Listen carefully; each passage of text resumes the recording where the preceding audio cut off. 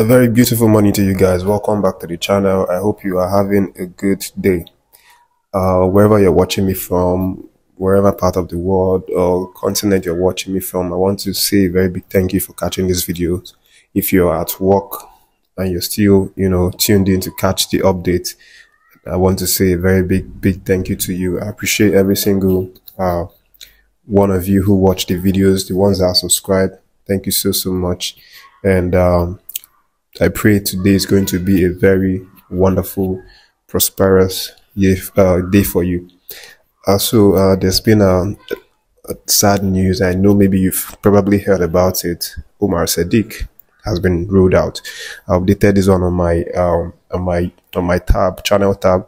channel community. Sorry. So maybe a lot of the subscribers must have seen it already. It's all over the news. So this one happened yesterday evening, immediately after I made that video where I said that Sediq is being watched by the medicals and it doesn't appear to be something serious. But you know what it is, when you have a knock as a player, you feel like it's not something serious, but you don't know for sure because you're not a doctor. It's only when the doctor checks it out through tests and scan, that's when they realize the severity or extent of the injury. So that was what happened yesterday. It felt like it was just a knock. Sediq was still, able to walk and do stuff.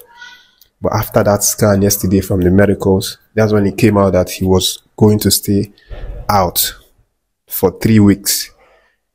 It was a shocking news, really. I'm sure Sediq was also shocked, but you can't go against the medicals. They have the equipment, the facilities to check.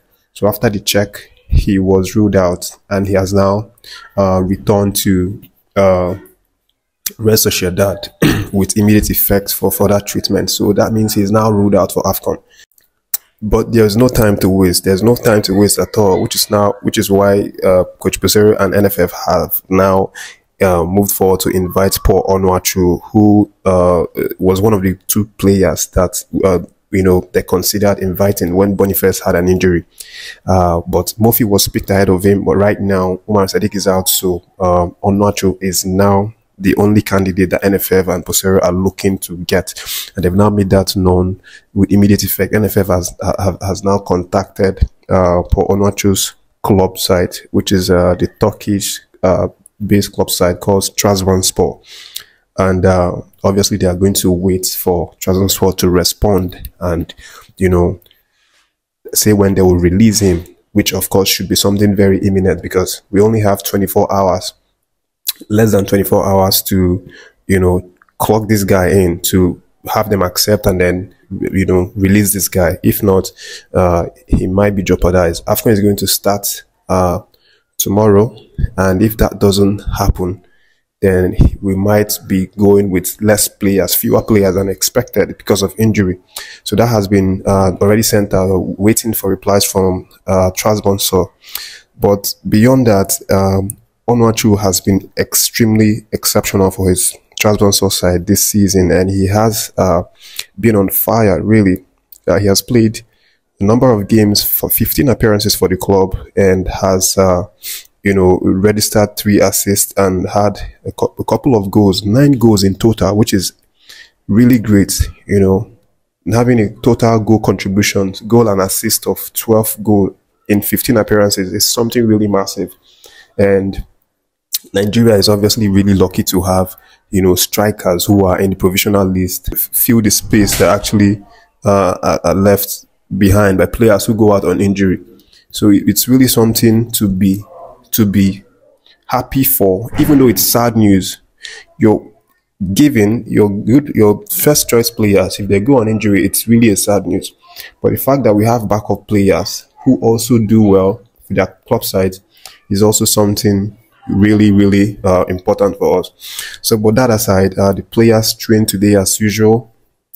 Nothing was going to stop them. They are very determined, very passionate, very fixed in the belief that they want to get something out of this competition. So they trained today, despite the news around the whole demoralization of the injury and all of that. They trained really well, and as usual, Peseiro was in the mix of it.